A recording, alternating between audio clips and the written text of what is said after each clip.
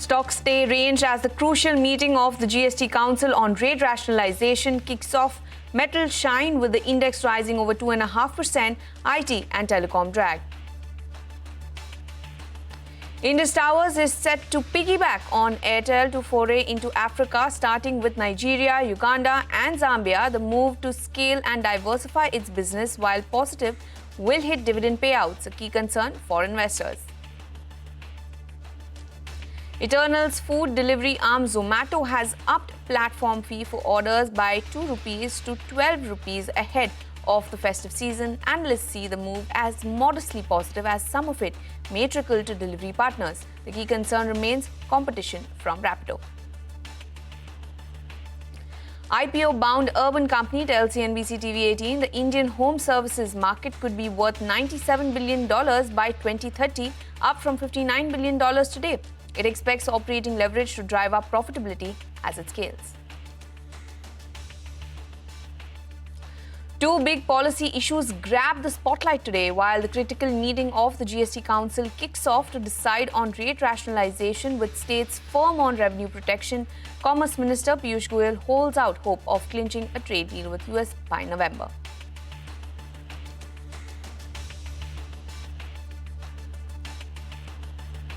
Well, hello and welcome to Business Lunch, live from the CNBC TV18 Motilal Oswal studio. I'm Vamakshi Thoria, and it's the third trading session of this week, and it's still green on the screen for the third consecutive day. The Nifty is up modestly, or only 21 points higher or so.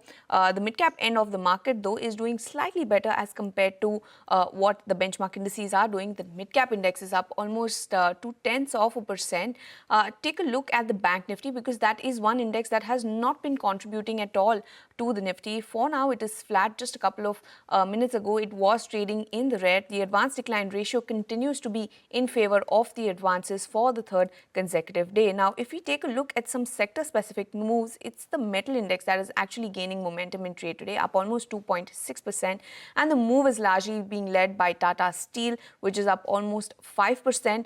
Jindal is also up almost more than 4% in today's trading session, and so is SAIL. Pharma is the next sector that is doing absolutely well in today's trading session.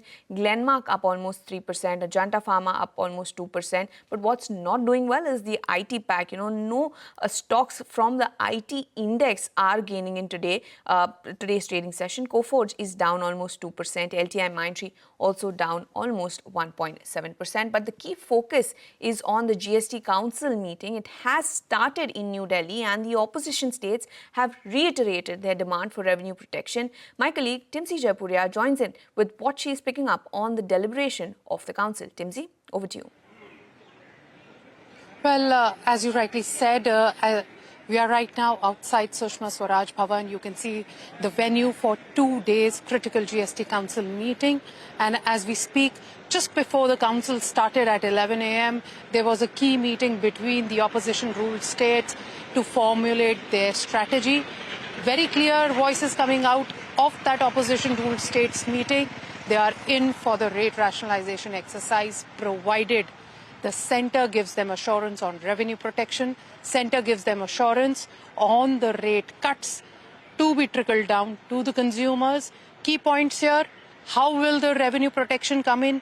The demand from opposition-ruled states is to bring in an additional levy which could replace the existing compensation cess, which is likely to end by this October, to ensure that the revenue losses that the states are going to have due to this rationalization exercise of moving to a 2-slab structure from a 4-slab structure currently, that is moving from 5, 12, 18 and 28 plus cess, to now moving to only 5%, 18% and a 40% slab only for certain demerit goods. The states are very clear that their revenue protection, their promise from the centre on this revenue protection can only clinch this particular deal. Apart from that, another crucial demand from them is to ensure that there is no windfall gains or profiteering done by the industry. For that as well, there is a crucial demand. And over here, I would like to bring in a small update that the anti-profiteering clause under the GST mechanism has already had a sunset in March this year. So if this rate rationalization exercise goes ahead and if centers agree on having a mechanism to ensure that profiteering does not happen, then will it also revive the anti-profiteering clause? That is also something crucial that we'll have to watch out for. Meanwhile, the discussions happening inside include bringing in ease of compliance, easing the GST registration system, easing the refund processes, easing the return filing process, because that was part of the four-pillar strategy given by the centre after Prime Minister Narendra Modi spoke from the ramparts of Red Fort on 15th of August that GST is now up for a major overhaul. GST 2.0 reforms are now up on the agenda, and this meeting, to be precise, is going to bring in the decisions based on those pillars, where the crucial pillar was also to bring in ease of living, ease of compliance, and that's being discussed upon. But yes, most crucially, as of now, the discussion on rates has not even started inside. We'll have to see what happens, whether the discussion on health insurance and life insurance, the reduction of premia from current 18% GST to exempt category, that also has not started. So something that we'll have to wait and watch for how soon the discussions begin on the rate side. As of now, discussions only on compliance, which could be a smooth sail. All right. Thank you so much for that, Timsy. And of course, we'll keep getting you more on this very important, crucial meet slated to take place today as well as tomorrow. But let's also listen in to what the Andhra Pradesh Finance Minister had to say. We are supporting, from Andhra Pradesh, we are supporting the major reforms in the GST sector which are being proposed by Government of India. Most of them are going to help the common man and poorest of the poor. They are coming from the food sector, education, health, steel, cement, textiles, all the reforms which are being proposed by the Government of India to bring down the burden on the common man.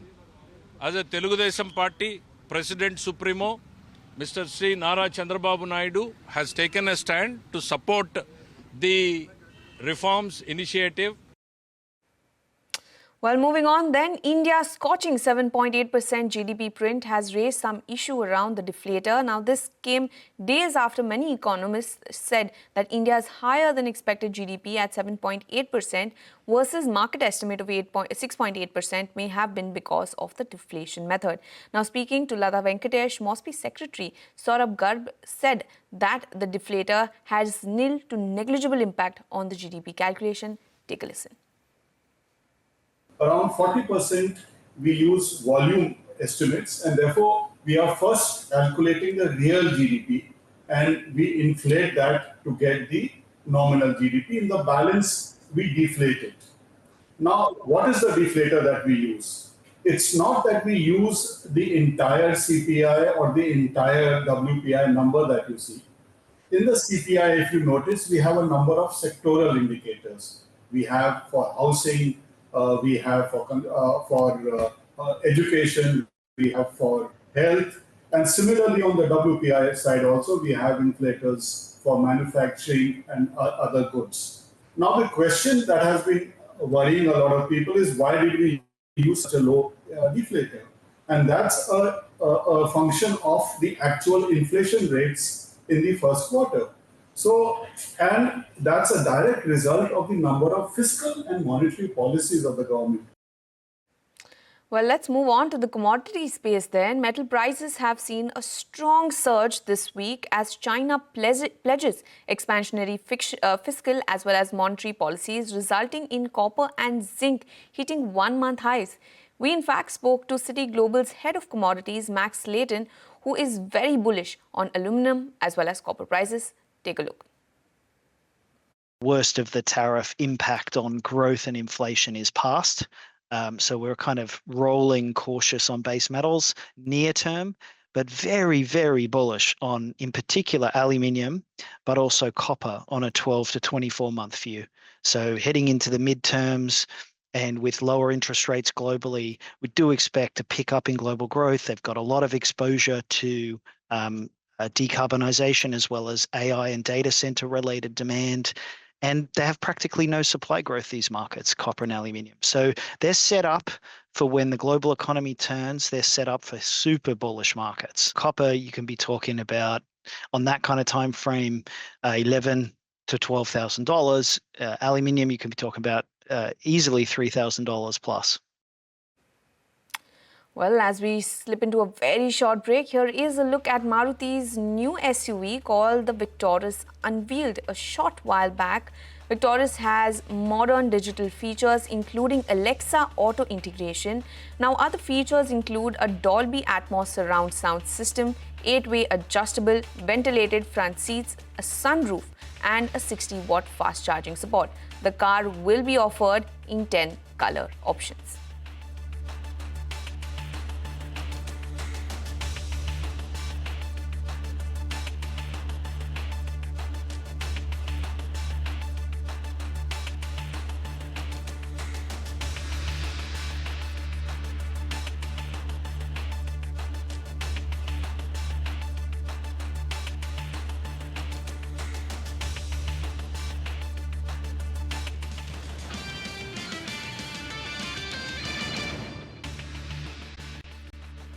Well, thanks for staying tuned in to Business Lunch. But moving on then, the US president commented on the high tariffs imposed on India. He said that the two countries got along very well, but also listed why India was being charged a high amount of duty. Listen in. With India very well, but India has, you have to understand, for many years it was a one-sided relationship. Only now, since I came along, and because of the power that we have with tariffs, India was charging us tremendous tariffs, about the highest in the world. They were about the highest in the world, number one. And we therefore weren't doing much business with India, but they were doing business with us because we weren't charging them. Foolishly, we weren't charging them. So they would send in massive, everything they made, they'd send it in, pour it into our country. Therefore, it wouldn't be made here, which is a negative. But we would not send in anything because they were charging us 100% tariffs. And, I'll give you an example. Harley Davidson. Harley Davidson couldn't sell into India. There was a 200% tariff on a motorcycle. So what happens? Harley Davidson went to India and built a motorcycle plant. And now they don't have to pay tariffs. Same thing as us. Well, those were some of the comments that came in from US President Donald Trump, just reiterating his stance on the tariffs imposed on India. But moving on to an exclusive conversation with CNBC TV18, Mark Mobius, who's the chairman of Mobius Emerging Opportunities Fund, spoke about Trump's 50% tariffs on India. He said that he expects India and US to negotiate the trade tariffs in the next few weeks. Take a listen. I think, Trump has gotten exasperating news from Russia. There hasn't been any decline in the situation in Ukraine, and this has made him very, very frustrated. So he's taking it out on India. He's hoping that India will help. But I'm afraid his hope is going to be shattered because obviously India doesn't want to give up its imports of oil from Russia. I think he will be disappointed. Now, of course, we've seen Modi holding hands with Putin. That is not going to be very encouraging to Trump. So obviously, the U.S. is going to have to step back. And I think probably they will begin to realize that India is not going to give in to the pressure. I think Modi has given a clear message to Trump that he will not be pressured. And I think for good reason. I think India has got to stand up to this kind of imposition in terms of trade. I think they will reach an agreement. I would give it maybe 2 or 3 weeks, and you'll see the U.S. coming to the table again and negotiating something with India so that this is not going to take place. India may make some small concessions, but at the end of the day, it'll be the U.S. that will have to step back. Well, on that note, let's slip into a very short break for now. But more news and updates come on the other side, so don't go anywhere.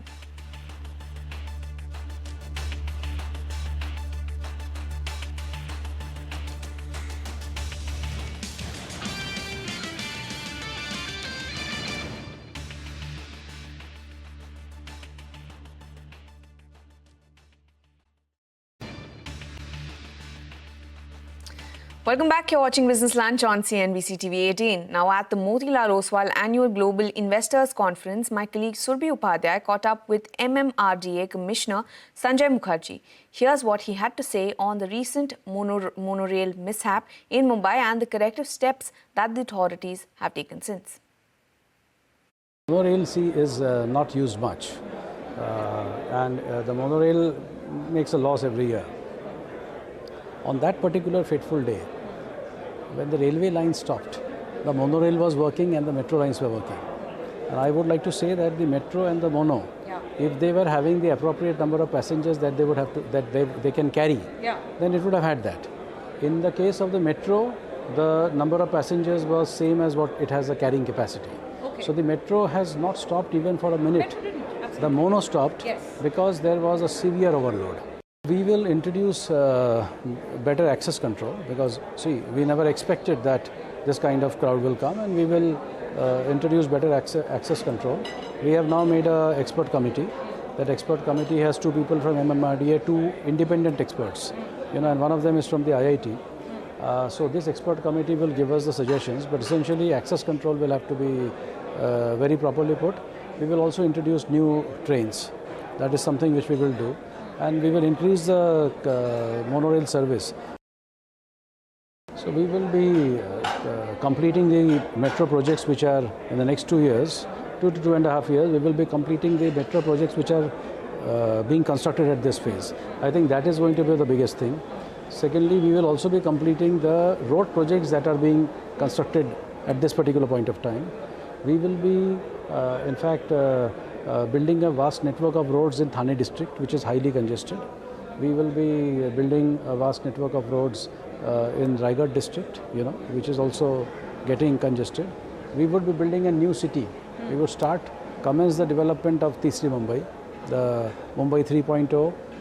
The technical name is KSC Newtown, but it is called as Mumbai 3.0 or Tisri Mumbai by the citizens. So we will commence the development of Tisri Mumbai. We will also commence development of the growth centers all around MMRDA. Well, that was the MMRDA commissioner. But moving on then, Delhi remains on a flood alert as the Yamuna River continues to swell following incessant rains. The river breached the danger mark on Tuesday and has now started flowing into nearby areas. Let's go across to CNN News 18's Anshul Singh for the latest on this. Anshul?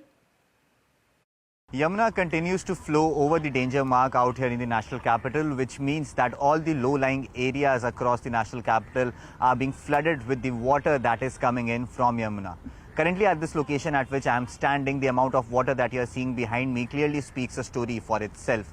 Generally, the water is at least 100 meters away from this location at which I am standing, but due to the increase and flooding of Yamuna that has happened due to the floodgates that have been opened from the Hatnikund Dam in Haryana, the water level has increased suddenly, which has meant that people who were living in such low-lying areas have been shifted to safer places where the government and administration is trying to provide them with the basic necessities so that they could live their life. But at this point in time, even as we are speaking, the water level is continuously rising, and it is expected that over the next 24 hours, the water level will increase before coming down eventually, bringing some sort of a relief to the people of Delhi who have to leave their residences, taking all the necessary things with them. At this point in time, the situation continues to remain tense across North India as well, whereas flood reports and landslides have been reported from all across the high ranges of Himalayas, which eventually results in floods in these low-lying areas. Now, once the water resides, it remains to be seen how quickly can the administration and the government make sure that the people who have been displaced can get back to their homes and live a safe life. Anshul, thank you so much for bringing us the latest developments. But moving on then, Punjab is also facing its worst floods in decades and has been declared a disaster-affected state. Now, over 1,200 villages and lakhs of people have been impacted.